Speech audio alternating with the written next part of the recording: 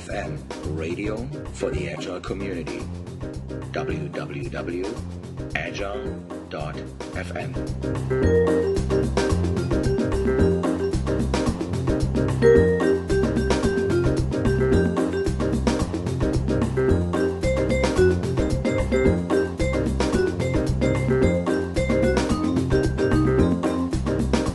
Hello everyone to the Agile.FM podcast, and this is the pre-holiday podcast. We're close December 2013, and it's joy in the air.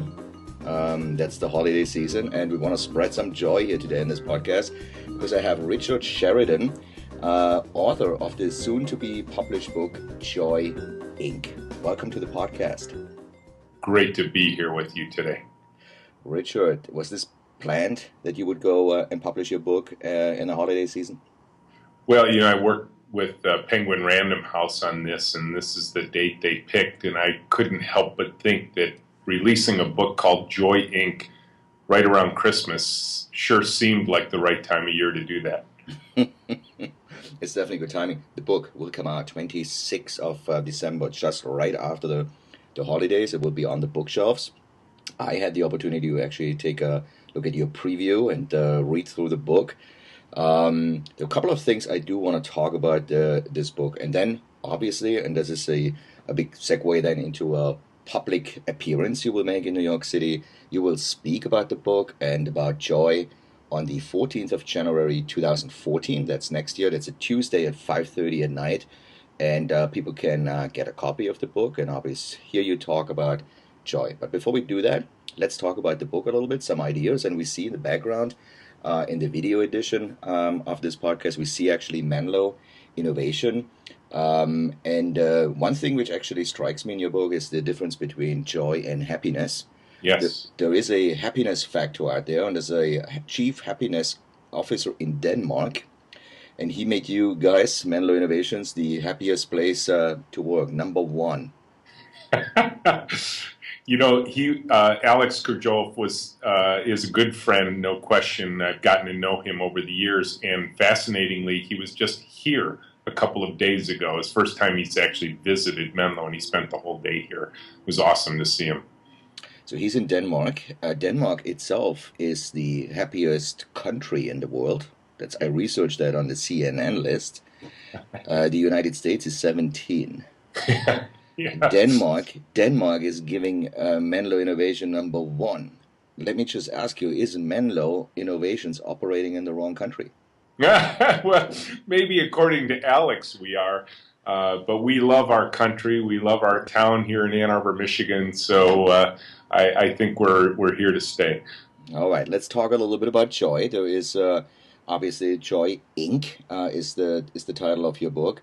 At Menlo Innovations, there are, you counted them, 2,193 visitors came through your offices last year, or in 2013. 2012, yeah. 2012, so maybe this year even more. Yeah, this year we're at about 2,500 so far. Yeah. What do they see when they walk through your offices? Yeah, I think when the visitors walk through our front doors, I often listen because I'm often there to greet them. And the first word I hear out of their mouths is, wow. They can actually feel the human energy in the room. And I think that's important. I think that's an important part of our culture is the human energy that's palpable in the room. What they see is a big open room. And I know that this open office concept that we've employed for the dozen years we've been in business can be controversial for some. They think it doesn't work, or they think it wouldn't work for them. And that may well be true. I certainly don't want to expect that what we do here works for everyone. So there's no element of what we do at Menlo where we say, oh, everyone should work exactly like us. But for us, the space is very important. This big open room, the pull-downs from the ceiling, the lightweight aluminum tables, the fact that the tables are pushed together and people are working in close collaboration helps feed the energy of the team. Mm-hmm. Team is in charge of the space. There are no space police. There's no facilities people. They move the tables around the way they want them. And so they actually form the space how they think will work best for them. Mm-hmm. So the visitors observe joy because people are like happy and happy at work, coming to work. I noticed in your book there are the Menlonians, I think you call them. It's the Menlonians, yes. They come in even on the weekends to move things around. I would assume there are no strict 40 hours, 9 to 5 kind of work hours at Menlo. We do work a 40-hour work week. That's one of the unusual aspects of our culture, is that people here work 40-hour work weeks. If they come in on weekends to move the tables around, that's about all they're doing. They don't work on the weekends. They don't take work home with them. If you're going to work at Menlo, it has to be in this room. And so we have this crazy counterculture, if you will, for how our industry has developed over the years. We work in the room together. We work side by side, shoulder to shoulder. We work relatively normal days, kind of coming in at 8, leaving by 6. Generally speaking, this place is dark and locked by 6 o'clock at night. People aren't taking work home with them, so they get to enjoy time with their families. They don't work on weekends. We've never had to deny a vacation request in our 12 years of existence. And so what happens there is that we get what I like to call a humanly sustainable pace to our work. And this is very important because often the work we're doing, we're a software design and development firm. That's what we do for a living. We build software for other people. Mm-hmm. Very often the work that we're doing is holding the lives of people in its hands. Mm-hmm. So it's important we do it well, and it's important we do it right, and it's important we do it in a way that lasts. Mm-hmm. You have a background in, what do we call it, old school, traditional management. You escaped a few years ago, created your own company. There was a company, I think, in between your SVP or VP position in the Michigan area. Now you started your own company a few years ago, Menlo Innovations, and you started with this approach. I have a super simple question here for you. Is like, how easy or difficult was it for you when you started this and you had this idea, this is how we need to work, not to fall back into this old pattern? Sure. Yeah. Well, I'm personally still a work in progress every day. My wife will easily attest to that, as will probably my children and many of my team members. But for me, this journey began before Menlo started. There was a part of my career where I wanted out. I didn't want to be in this business anymore because of the frustrations I was feeling, the lack of results that I was seeing, and I'm pretty sure early on I blamed it on myself. I thought it was me, and then I realized as I did some research and read books and studied other organizations that this was a widespread issue, particularly in the software industry. And so I realized that this was not a Rich Sheridan problem per se. I was just kind of a member of the community that was propagating this problem in my managerial styles. And so by about 1999, when Kent Beck was just starting to talk about extreme programming, I transformed my team. This was when I was a vice president at a public company, a tired 30-year-old public company, and I pulled everybody out of their offices in cubes and put them out in a big open room, and we started working like we do now at Menlo. But back then, you can imagine, that was kind of a shocking transformation for a 30-year-old team. Mm. And the first reaction I got from one of my team members when I suggested this to them in a group meeting was, "Blood, mayhem, murder, Rich. Don't do it. Don't pull me out of my office. Don't put me out in a big open room. Don't make me share a computer. And for goodness sakes, please don't make me share my work with another human being. It's my code."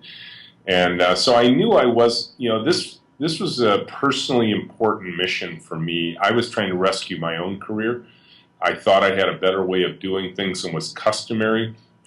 I didn't care that it was going to be difficult to make the transition. I cared about the people. I wanted to bring them along.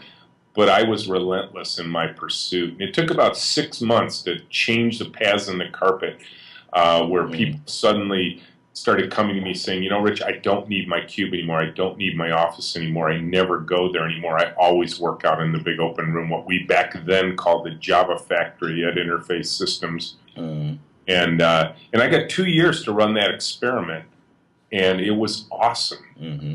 It was hard. It was a difficult transformation.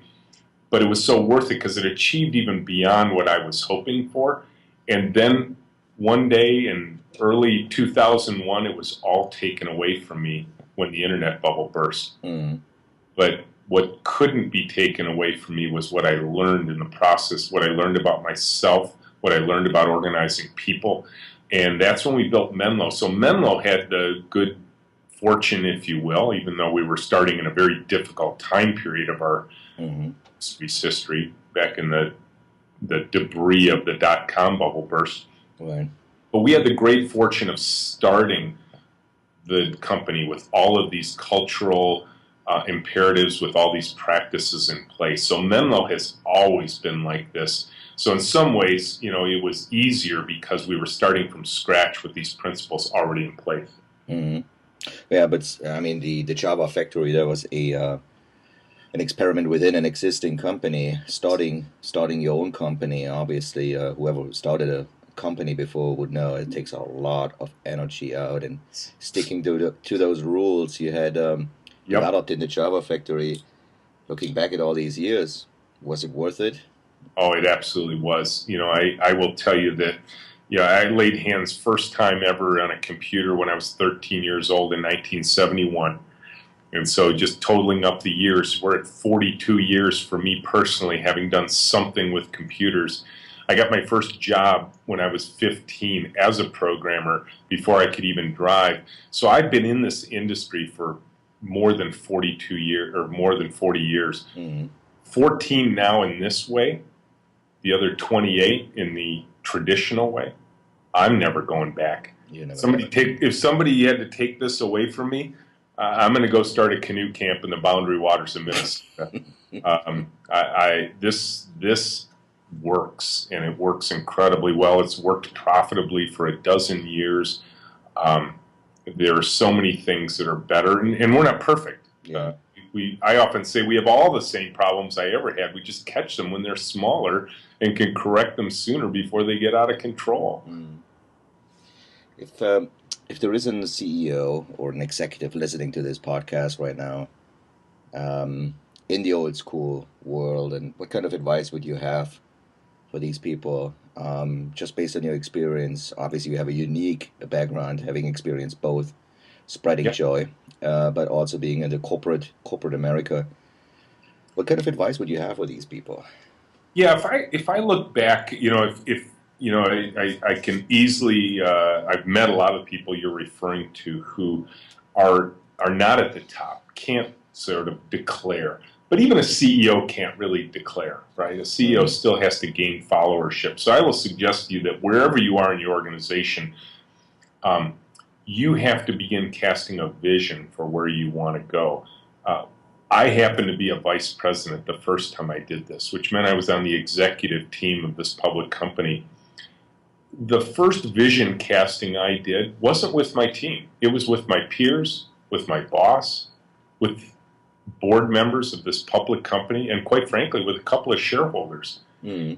And I talked to them about what my vision was, what my enthusiasm was, and they caught it. They saw where I was going. They saw why I was going there. They knew it was important. So by the time I started casting this vision to my team, I had kind of pre-sold my peers on this. And then we started a series of small experiments. It is very seldom, Joe, that you can flip a corporate culture switch and have it work. Mm.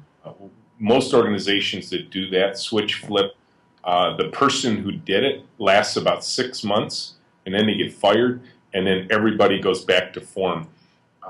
I had a much longer term view of this, and so I socialized it early on with some small experiments, and I didn't flip the big switch until my team and my peers had had enough of it and experience with it to realize, yeah, Rich might be right. It still wasn't easy. I don't want to make any of this sound easy, but it was important. It was important to me personally. It was important to the company.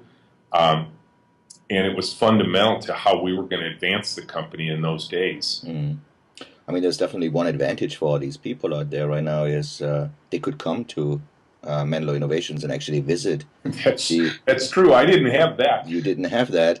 and they could basically observe and see, is that the mood, is that is this the way how they want to spread the joy by using similar work patterns as you have in place?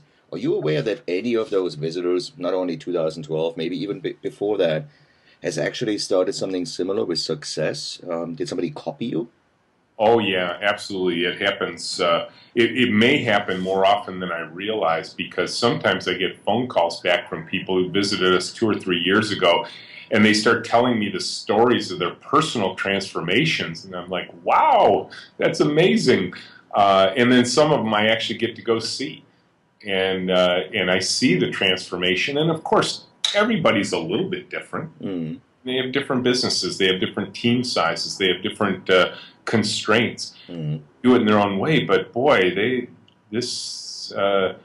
touches that people have had with us have been transformational for many of our visitors. Mm. You wrote the book. It's called Joy Inc. And I have looked up Menlo Innovations, and Menlo Innovations is an LLC. Yes. Is Inc. Is this a little bit of an attack towards the corporate America?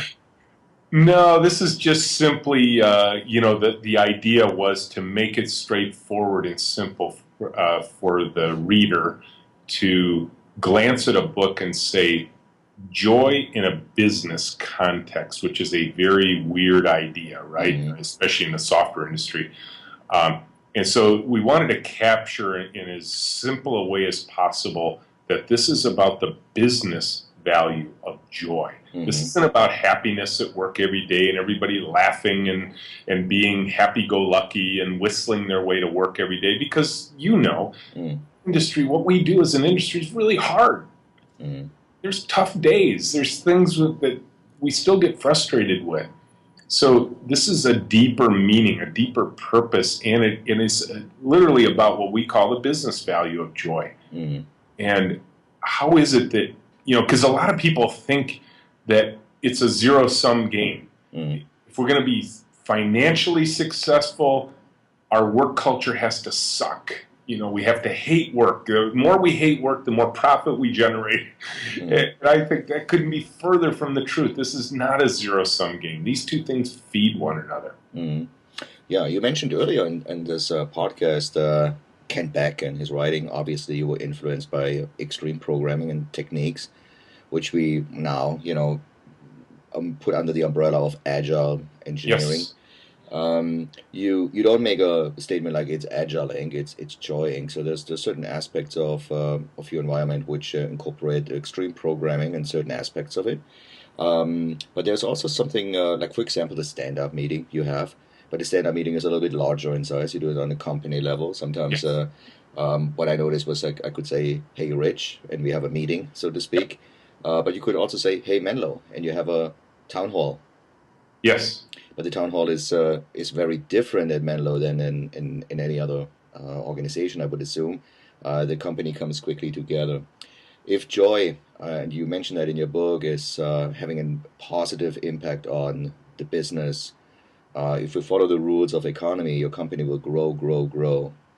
And let's say Menlo Innovations is going to grow. How would Hey Menlo work in the future? What if there are thousands of people and you say, "Hey Menlo"? We need a speaker system, I suppose.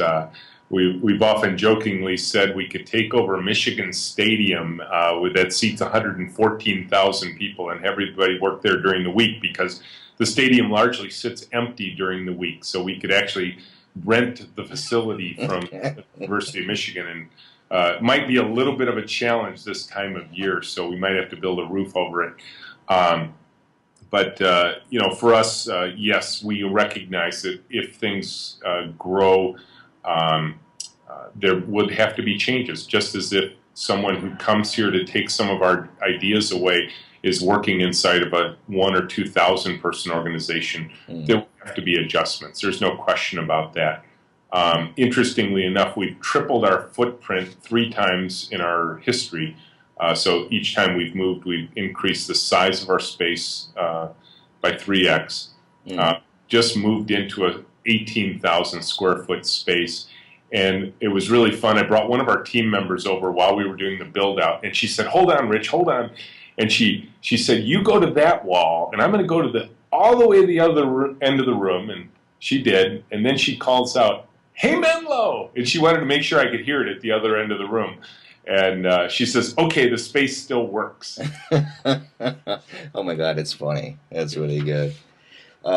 Richard, I do want to talk about one thing I also came across in your writing, and that was with all the openness, transparency, and how people work. This is really an inspiring book.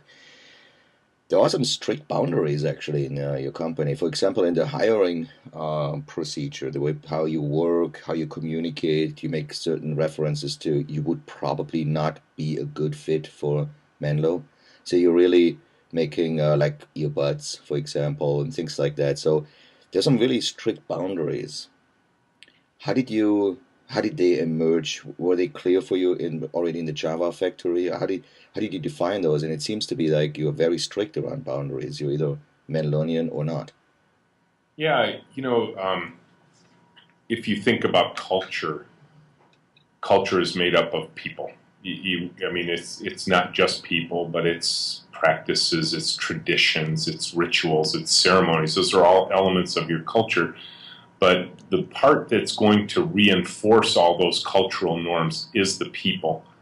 I think a lot of organizations choose their people first for what they know rather than who they are as a person. Mm-hmm. We turn it around the opposite way. We test for a cultural fit first, and if you don't fit our culture, we're very explicit about it. We don't try and hide it from anyone, and we're not mean or undignified about it, but we are very clear. The base element of our culture is, are you a good kindergartner? Do you play well with others? Do you share? Do you support your fellow team members? Are you a team player? This is not a world for individual heroes. If you want to be a hero, if you want to be the guy or the woman who's recognized for the contribution, there are, you can work pretty much anywhere else, but you can't work at Menlo. Mm-hmm. And we're very clear about that, and we have ways to test for that, and and it's different. I mean, we're very careful about that because, as I say, most cultures are very strong. If you have an intentional culture and everybody knows what it is, it can be very strong. But if you start letting poison into the pond, you can kill an ecosystem very quickly. Mm-hmm. And so we're guarded, and I think the whole team guards it. It doesn't have to be like, Rich is at the door guarding the culture. The whole team cares about the culture. Mm-hmm. So it's protecting because your company has a specific size, obviously, and therefore culture. It's protecting with those boundaries, protecting what's inside. And one of the differentiations I use, and maybe this will be helpful to your audience, a lot of organizations operate in chaos. Whether it's hiring or the way the work is done or how problems are handled or how priorities are set, it'll feel very chaotic to the people working there. Chaos often looks like long days, tiring days, days where you come home and your loved one asks you how your day was and they can see how tired you look. And then they ask you a key question. Oh, did you get a lot done today? And suddenly you panic and you're like, well, actually, I got nothing done today. Got a lot of stuff started, handled a lot of emails, got a lot of interruptions, got a lot of phone calls, went to a lot of meetings, got absolutely nothing done. Chaos is the land of getting nothing done. Often the corporate antidote to chaos is bureaucracy. We swing a big needle, big lever across, and now all of a sudden we're having committees and stage gates and sign-offs and templated documents and processes and procedures. And you went from a land of getting nothing done to a land of getting nothing started. Mm-hmm. What humans really crave, I believe, and I think this is true of all human communities, they crave predictable, repeatable, measurable, and simple structure. If we can get down to a simple structure that's well understood by everyone, productivity will rise dramatically with that simple structure because we don't have to spend all of our time in the process, in the bureaucracy, in the meetings, or being distracted by interruptions because they're just coming at us fast and furious. And I think, if you look at the things here that look rigid, they're rigid because they are the scaffolding that holds our whole process together. Mm-hmm. So that's a different approach than most companies take to their culture. Not all, obviously. This is wonderful, Rich, and I want to say thank you for actually taking some time out of your day, talking about these very important topics, obviously very interesting topics, because we can see the amount of visitors coming through your office in Michigan every year, but also now actually putting this thing on a bookshelf and actually giving others who do not have the opportunity to come to Michigan to learn more about your environment and the way how you build things. And obviously on Agile.FM, we have an Agile audience, and they can do all that mapping. You just talked about Joy, but I think everyone in the Agile audience here on the podcast can make that mapping to Agile software engineering. That's just absolutely fantastic. If you are interested in listening more and hearing more about Richard's thoughts around Joy, it's the 14th of January 2014 in New York City, Tuesday 5:30. Are there any other book splash events you want to highlight, maybe somewhere outside of New York? Yeah, I'm going to be on the campus of MIT just after your event, Joe. I'll be there for 3 different events, but there will be a similar kind of event on MIT's campus. So if you have listeners or friends in the Cambridge or Boston area, they'll be able to hear Polly LeBaire from the Mix, the Management Information Exchange, interviewing me live in front of an audience, and that's going to be a wonderful event as well. Well, on Agile.FM, we have quite a worldwide audience at this point, so maybe those books should ship not only into the East Corridor, but around the world. I want to close with one statement I found in your book, which I think summarizes Joy so well. Langley wanted to build a plane. The Wright brothers wanted to fly.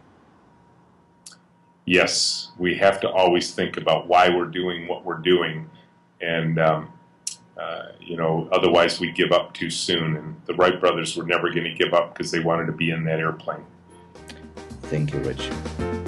Take care. Thank you for listening to Agile.FM, the radio for the Agile community. I'm your host, Joe Krebs. If you're interested in more programming and additional podcasts, please go to www.agile.fm. Talk to you soon.